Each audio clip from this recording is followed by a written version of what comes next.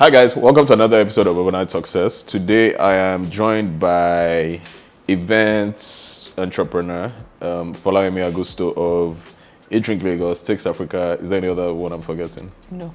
Okay. And thank you for coming here today to share your story with us. When we do these interviews, I usually start by asking, a kind of silly question just to kind of gauge the type of person you are. Mm-hmm. So imagine you're a witness to like a bank robbery. Okay. But you find out that the bank robber goes and, shares the money with like the poor. So he's basically Robin Hood. Do you report him knowing that he'll get to do time for his crimes and the poor kids will end up losing the money, or do you just let it go, just act like you didn't see it?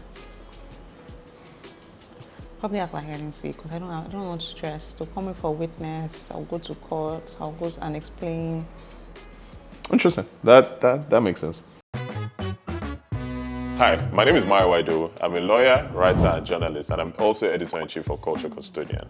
Overnight Success is an interview series where I speak to some of my favorite creators and entrepreneurs on the journeys and stories that got them to where they are. That is, young, successful people doing interesting things. I don't think there's any such thing as an overnight success, or is there? Find out more by watching this video. And when you're done, please subscribe, like the video, leave a comment, and share it with as many people as possible. Thank you. Hi guys, welcome to another episode of Overnight Success. Yeah.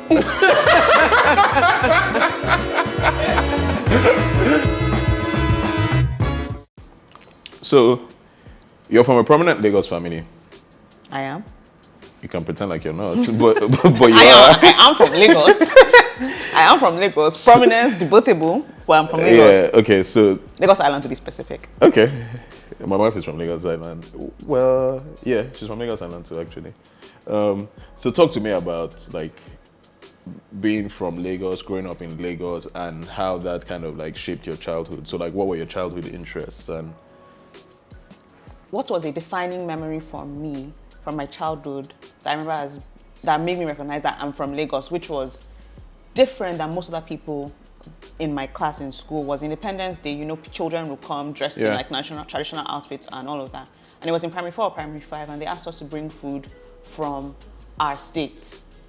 I can't remember if it was food from our tribe or food from our state, but I know people were bringing like abacha and things that were like distinctively from the region they were from. I mean, I'm Yoruba, so I could have brought any of the Yoruba soups. But I remember my parents suggested I bring mingao, which is something that's known in the Brazilian quarters in Lagos, and it's something I actually grew up enjoying at my grandma's house. Yeah, Lagos Island.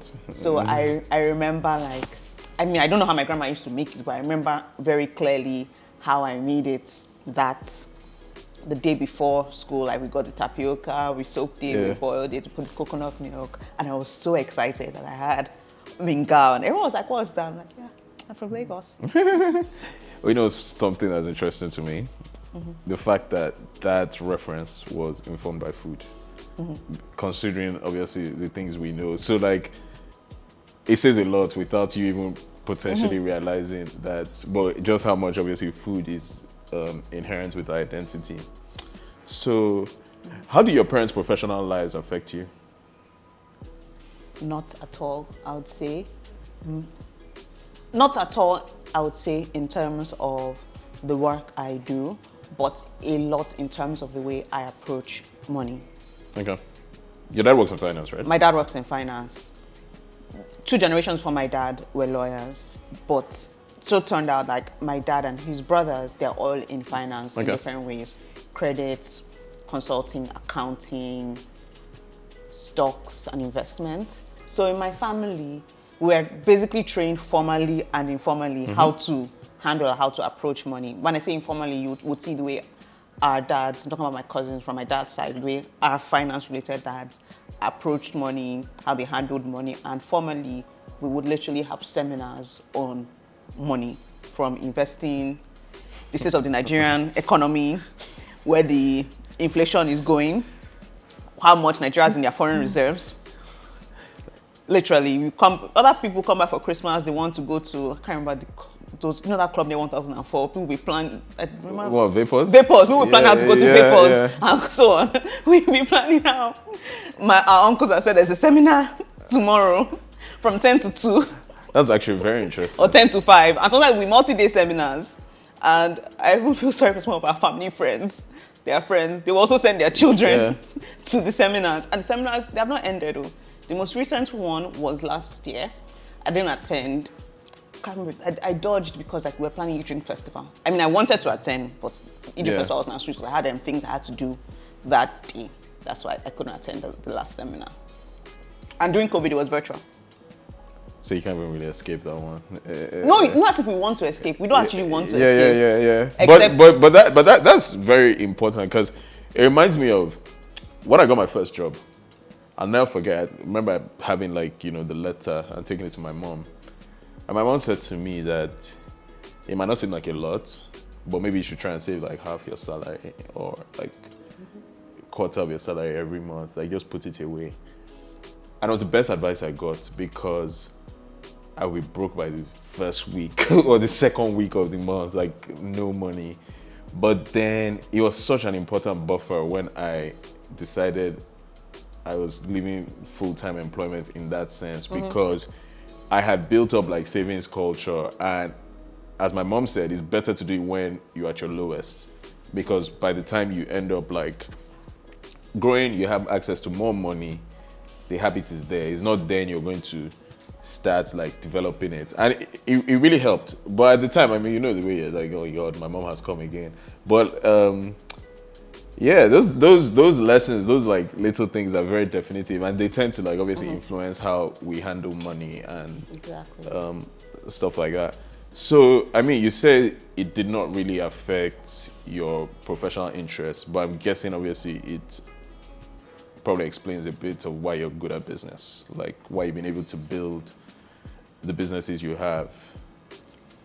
Yes, I won't go so far as to say I'm good at business. I said it. I said it. You didn't say it. Okay. So I'm saying it for you. I won't go so far as to say that. I mean, I've had some success, and I still hope to have more success. But I guess this informal and formal training I received from my dad and my uncles has helped me in making business decisions. And also when I need to make business decisions, I know I can rely on them to ask. I mean, just before I came here today, I had a 1-hour conversation with my dad about a business decision I want to make, an investment decision I want to make. And the way my dad just draws all the things on paper, he circles this, he connects this and this and that. And he's really so smart. And he basically backward, figured out the price of something. I'm like, and then we now check the document to reference the share price of the thing. And it was the same thing. And I smiled at him. I just put out my hand for a handshake. And he shook my hand and he smiled. Okay, so you went to boarding school in Ibadan. Yes, I did. How did that experience shape you?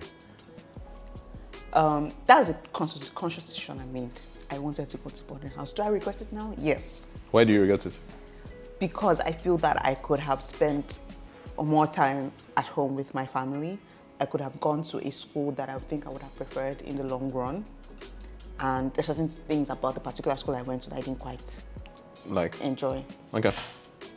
How did it shape me? I think it made me independent and a lot more resilient. Yeah. Okay. I think I thought I was going somewhere else with that, but I just had to cut it there. So I'm always curious about one thing with people, particularly successful-ish people. What's the first thing you ever did for money?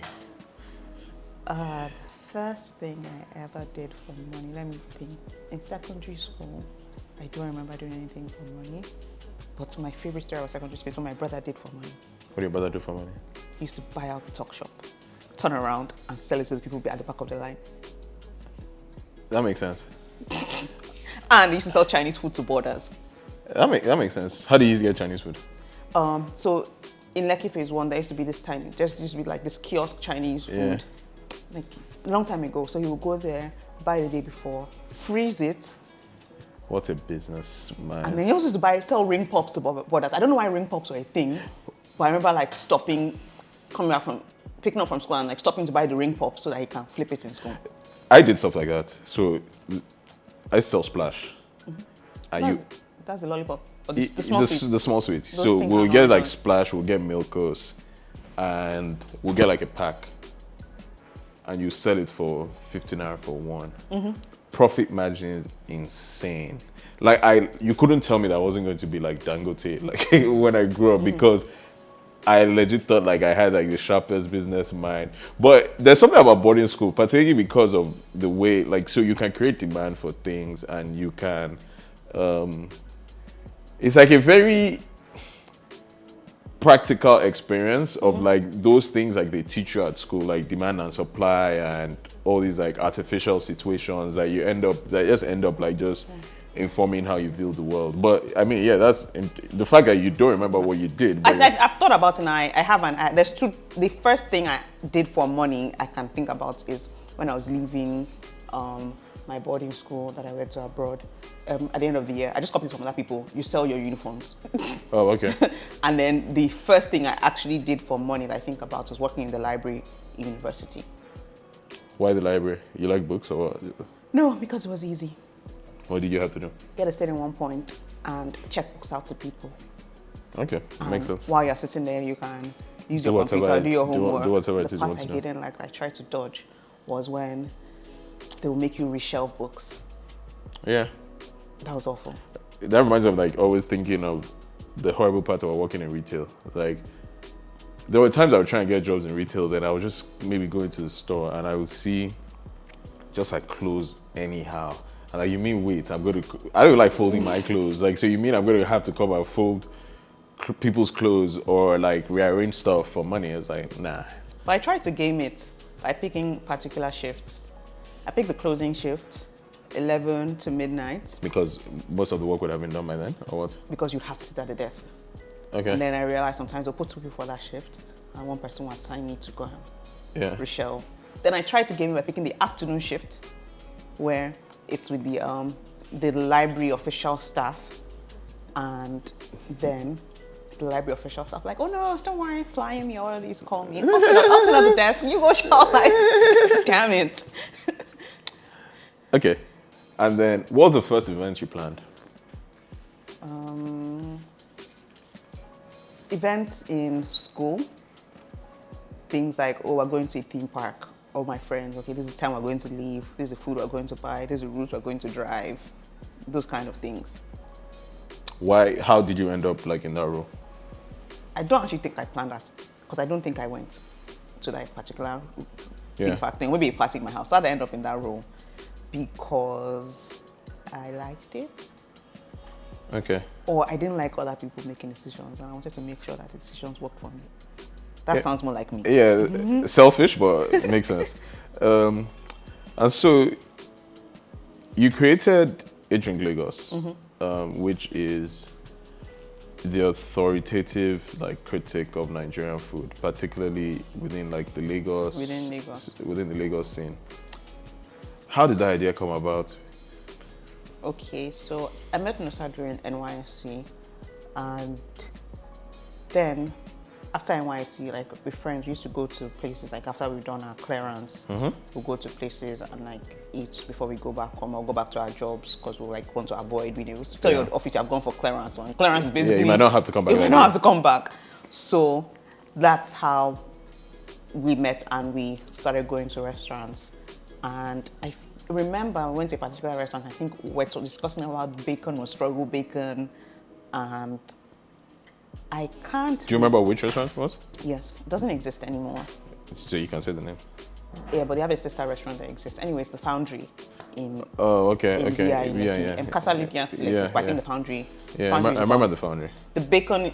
The Foundry was actually really good for brunch or breakfast generally, but the bacon that day was struggle bacon, as Nosa described it. And then, I can't remember, I think Nosa said he always wanted to start a food blog. Me, this was my first foray into blogging. When I was in uni, I had beauty blog, I had blog about home living, like how I would arrange, like organizing, cooking, beauty, everything. Yeah. Lifestyle blog, yes, that's the word. Yeah. So, food blog, no, I'll do it again. I've done it, so I'm into blogging, so to speak.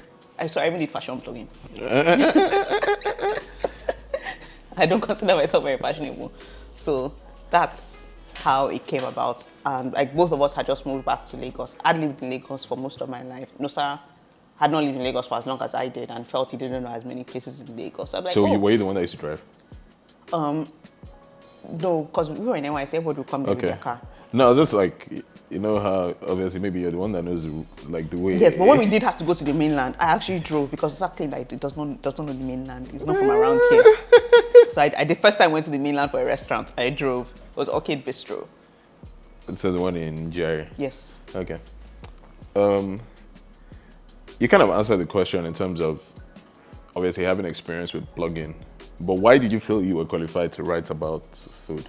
So we didn't approach it in the way that we're qualified to write about food. Yeah. It was more or less, we went to this place, this was our experience.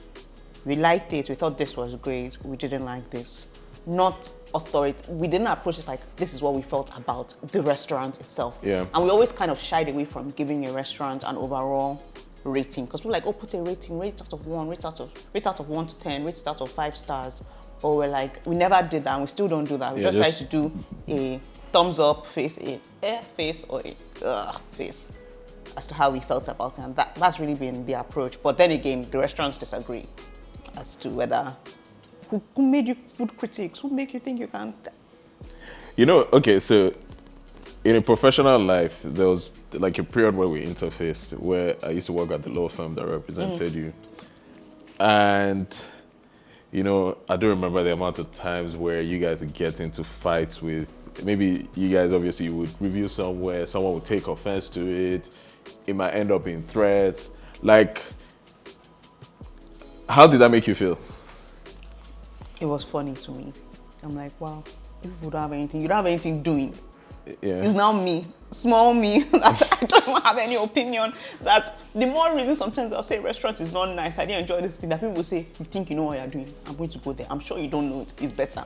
That actually used to happen. That would say, oh, this thing wasn't very good. And people are like, don't worry, those people, they don't know what they're saying. They actually hate us. Let's go and support the restaurant. Yeah. So I thought it was funny. The wall used to be more funny when people used to try and like pass off and use our name, like eat, drink this, eat, drink those. Yeah, I remember one of those, I think it was a church that... It was a church. And that was fun. I've stopped saying this and this. Okay. And... I've not stopped, but in case you're watching, I'm going to come for you. Okay, and at some point, and the thing is, I'll never forget this, you guys decided to take Eat.Drink.Lagos live. And I remember being at the first EDL. What year was this, 2016? 2015. December 2015. Yes. Yeah, and I remember that experience, and it's one of the definitive experiences for me as someone who lives in Lagos of how people build community. Why and how did you guys decide to do that? There's 2 reasons. First was there was a bunch of places we used to order for delivery to our offices because we both worked 9 to 5 that we felt should have an opportunity to showcase their food. That's reason 1. Reason 2, we wanted to do a restaurant week, but someone else did it first and we didn't want to do it again, so it won't seem like we're copying them. Then reason 3, people used to ask to eat with us. Some people were flirting with me. I'm dead. I say, I want to go out with you guys, but the girl one, the person knows himself. Shout out to you. Then just people non-flirting will be like, oh, I want to hang out with you guys, I want to eat with you guys. And we felt that it could be a good opportunity to actually get that online audience to come in person. And we were absolutely surprised. That festival, I think it cost us less than 200K. I paid my cousin for the space. I think that was about 100K. We rented, let's say, 50 chairs and tables, no canopies. I think that's maybe cost about 50K. I'm mind blown at the fact that cost you 200K. We printed, I think we got Printive or one of the printing companies that prints for us for a 50% discount. All in all, I think it cost about no more than 200K. That's crazy. And we thought like 50, 100 people are going to come. So that's when we got filmed for CNN African Voices. Yeah, I remember that. And it just aligned perfectly. We thought like 50 people were going to come. And then we're completely anonymous. No one knew actually what we looked like. It was after that CNN interview aired in February. I think it was. So like 2,000 and something people came. My cousins live in Parkview, and we had printed maps of the venue, and I think we got 50 or 100, I can't remember exactly. So my cousin went back to her house and started photocopying so many maps. I think the paper in her house finished, which was exciting. Anyhow, so I went back to all the work the next week. People were like, oh, there was an event in Parkview, it caused so much traffic. Yeah, I remember it caused traffic. Traffic all the way down to the bridge. Who knows what happened? I said, yeah, it was a food festival. This website, Eat.Drink.Lagos. My colleague who sat across from me, I was an analyst, investment analyst this time, he had no idea. Our bosses, nobody in the office had any idea. Then February rolls around. It's on CNN in the office. Yeah. And everybody's like, that was you? So piggybacking off what you said, there were two things that kind of stood out to me.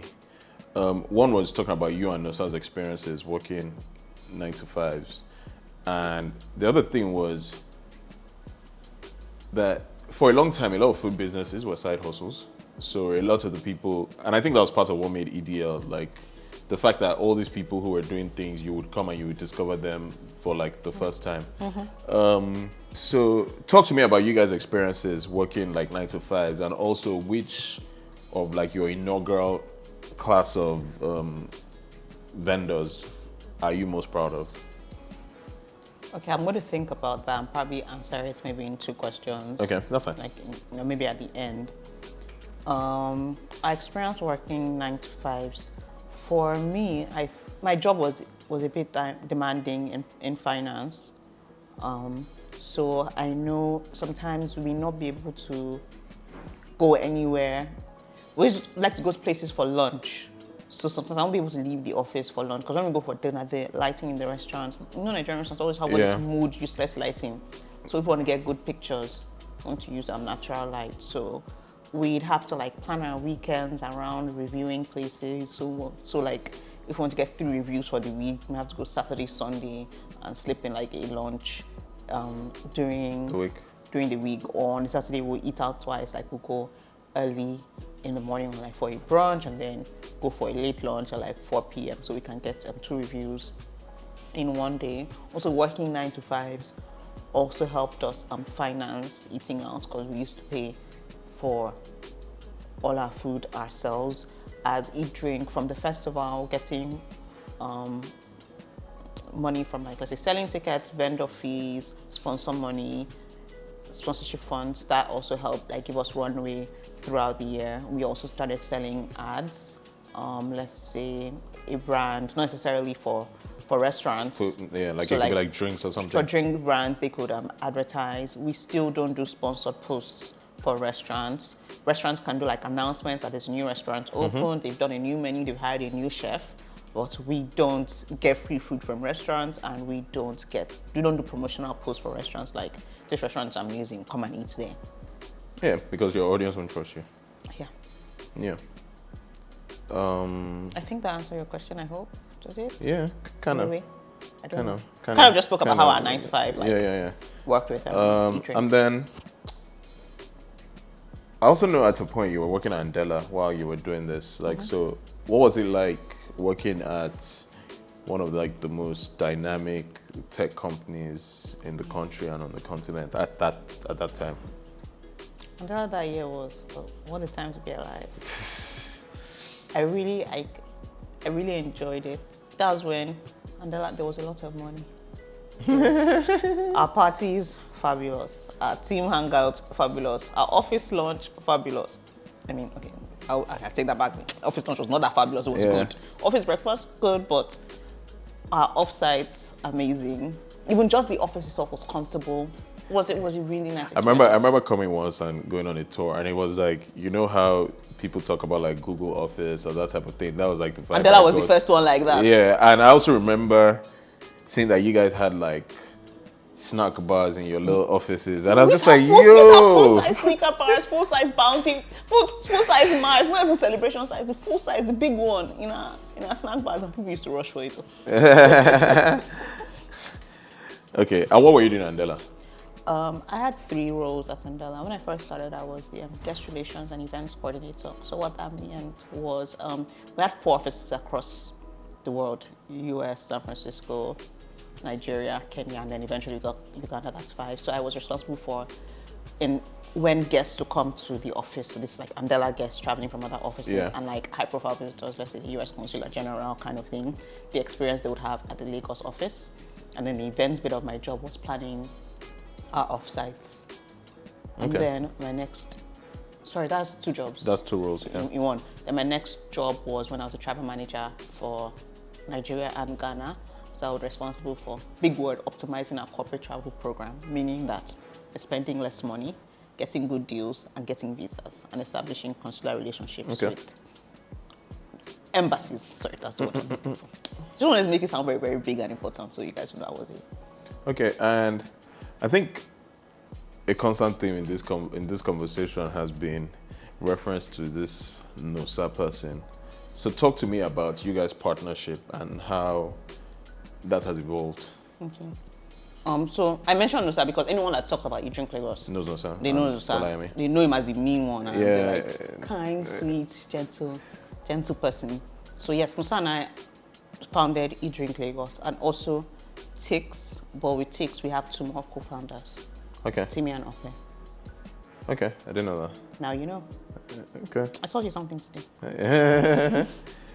Okay, and how has that so you guys have gone from, so you guys are you've not just founded one company, you founded another, and how has your relation, so more to, what is it about him that makes him like a good person to start 2 businesses What do you with? mean, what about me? No, because you're speaking. So what is it about you guys' partnership that makes you guys this formidable force?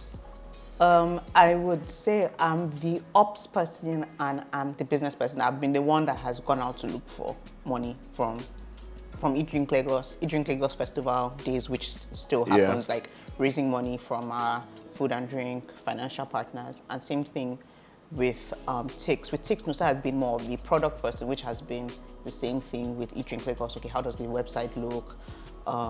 When we were doing the bots for the first time with Timmy, what should he do? How should it work? How should we structure our reviews? Maybe what columns should we add? Because there was a time that I don't remember this guy's name, the Gawker guy, Nick. It's Nick something, some media guy that had like multiple different like verticals. I don't remember his name, but Nosa was like really inspired by how Eat.Drink could be a media company and brilliant verticals. Clearly, we didn't do any of that. We just focused on food because. I mean, there was a point you guys tried to do festival coins, which so was that's Tix. That's what Tix evolved into. That's the legal registered name. Of Tix. Okay.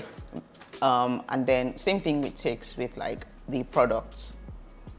From when we started, he was like involved in like, okay, what are the user stories? How does the product work? What should happen when you click this button? How should the onboarding look like? Okay. And all of those technical conversations and the development of it with Timmy and Okwe. I kind of came along when there was an actual product to sell and market. Okay, so basically, Nosa is product, you are like the business and operations. Yeah, the business. How are we going to monetize this? I know who I would like to be in that relationship. Me? Yeah. Why? Because that's the important skill, getting money. And Timmy is the developer. Is the designer. Yeah. Okay. And out of curiosity, what inspired the transition into the ticketing business? So it was Eat.Drink Festival in 2017. But before that, Timmy, who's our friend, then we actually didn't really know him, just emailed us like, oh, let's build a bot. And we met him in Cafe New.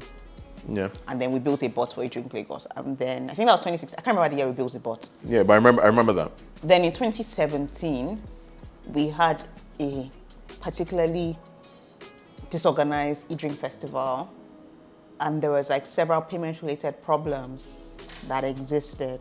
Like people could not pay, ATMs went down, POS went down. It was just chaos. People were queuing to get inside. It was long. We could not collect registrations online, collect money in Naira. Then the existing ticketing platforms, it wasn't DIY. You couldn't just go online and do it yourself. Yeah. Eventbrite did not collect payments in Naira. And we used Shopify then. It was very expensive. Yeah, 5 fees. And so we wanted to me now say, let's build a ticketing platform. I mean, he's a developer. Me, I'm not a developer. I don't know. I can do Hello World. It's funny because I wouldn't have thought he came up with that idea. So then, if don't quote me and Timmy or Nosa, if I put this wrong, I was not there, but I was not paying attention. There was a Twitter DM about Tix. I didn't really pay attention. Because I'm like, let me see this thing. Let's this thing be tangible first. Yeah. Let's see where you guys will go. And I'll figure out how to monetize it.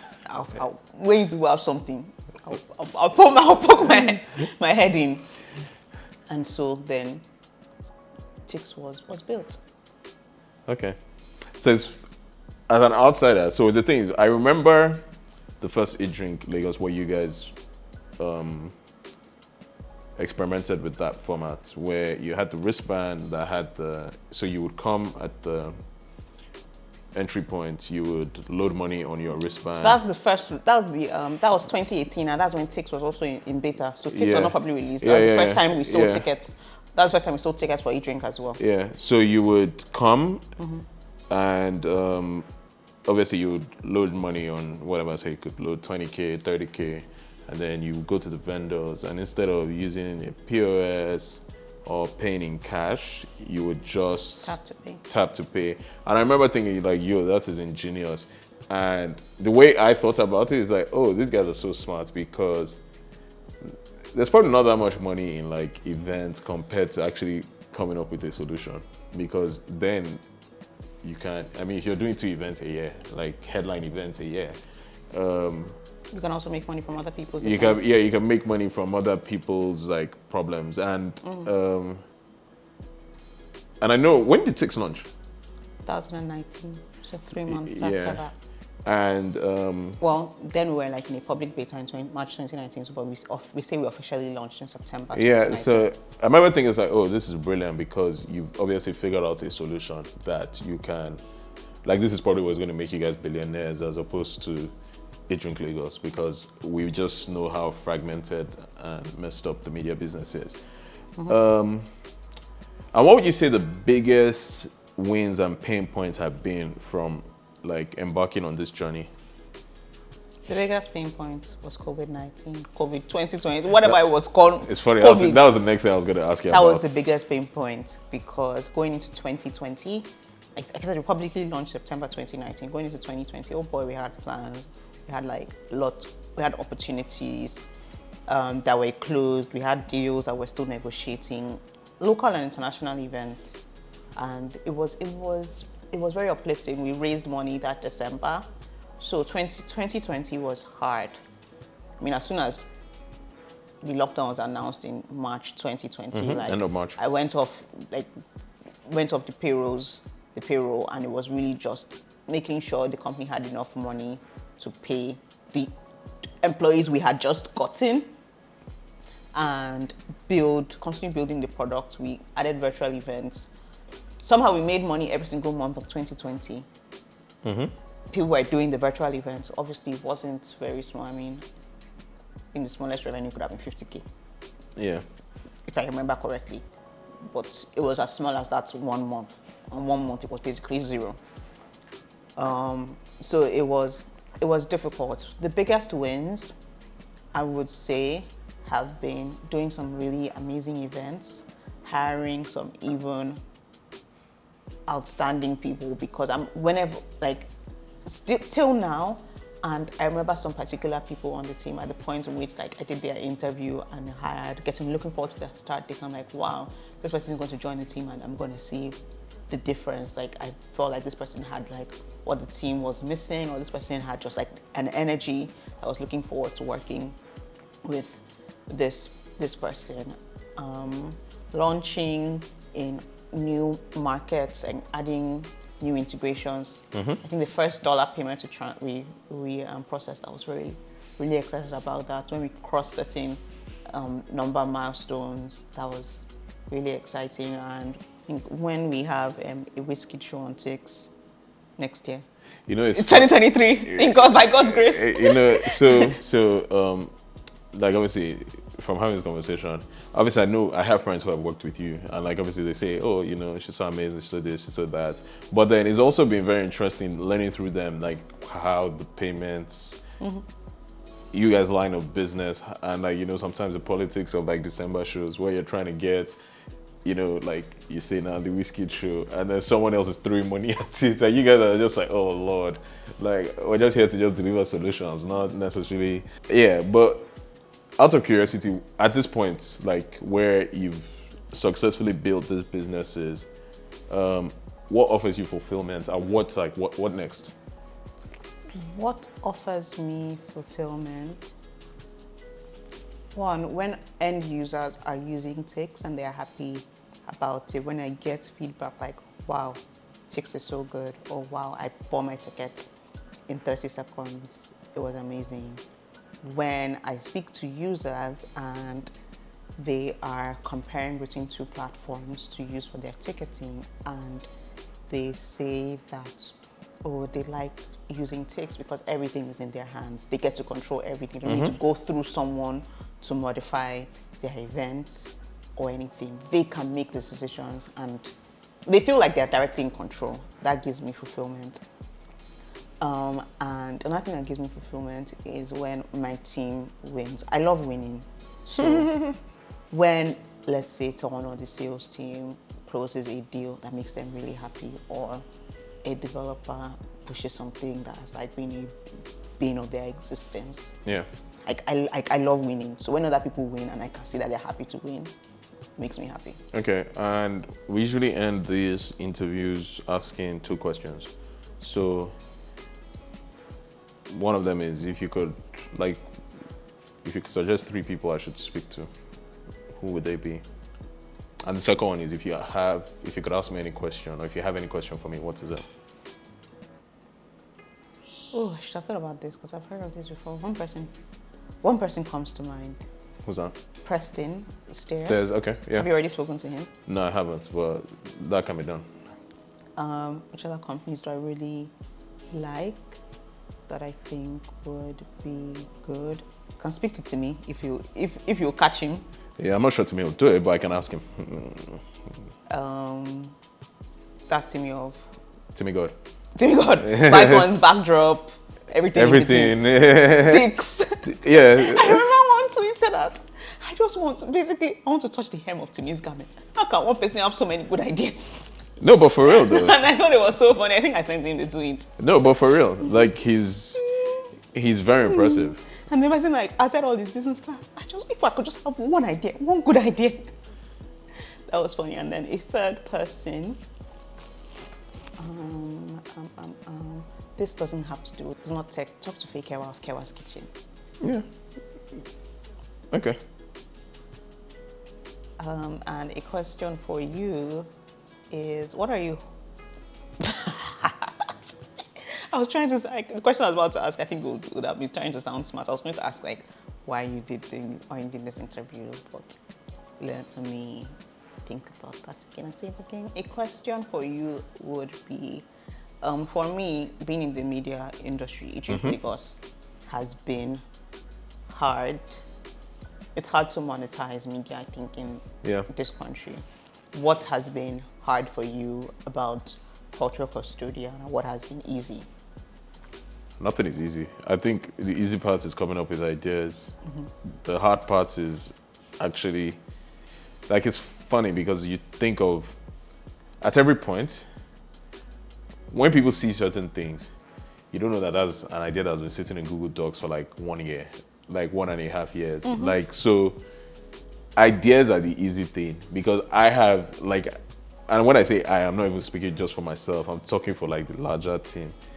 It's not for lack of ideas. We have ideas die, but it's the taking an idea and obviously iterating it into something that people like and that works basically. So, I mean, I get fulfillment from like obviously coming up with the final idea or taking it to that level where someone sees it and they're like, oh, this thing's really nice. But then obviously there are all these other like things because like media is just very saturated. So there are all these distractions. Like you can do something great today, but tomorrow people are gonna move on to like the next, what's new on the menu. So it's always about pacing yourself. Like knowing that because you had a great day today and you have a bad day tomorrow, it's not a reflection of you. It's more about just, the world we live in. So, and I mean, building a company is hard. I mean, I don't need to tell you about that. Like, it's like when people resign, I go into like a 3-day depression because it feels like there's probably something. You were the first person that resigned from Tix. I cried because I thought that was the end of it. Yeah. Because I didn't like it. I was like, how do we move on from here? What do I do? Because it feels like it's like an indictment on you. Like maybe something you didn't do or something you missed. But then, I mean, I've learned to also give myself grace and understand that, certain things are not necessarily about you. It might just be where someone is in life. And I mean, in terms of why we're doing this, so I'm always very fascinated by people's stories. I mean, this is not the first time I've ever tried to get you for a media opportunity or whatever, and the reason why I keep coming to you is because it's something I have witnessed from, I remember when you guys were doing the first Eat.Drink.Lagos, and I don't even know if you remember this, where me, you, Nosa, and I think Fakewa met up in Ice Cream Factory. Because we're trying to do a media partnership or just come up with what that could look like. But then it's how many years now? Look at what everyone has been able to do. I do remember that. Kewa has been able to build a formidable food business. You guys really should talk to her. Yeah, you guys have done what you've done. Obviously from Eat.Drink.Lagos to now building another formidable business. So, but the thing is, not many people will see that, or not many people understand that. It's oh yeah, they just see the headlines and they kind of build an idea of who you are, or what you are from that. But I think there's always way more in the depth and in the nuance that we're always trying to capture. So yeah, I think this has been a very fascinating conversation. I feel like I've learned a lot about you. I mean, I know you, and I feel like I've learned more today. So thank you very much for sharing your story with us. I hope people find it inspiring. I hope they find it fulfilling. I hope so. And I hope you have enjoyed. I hope they find it interesting too.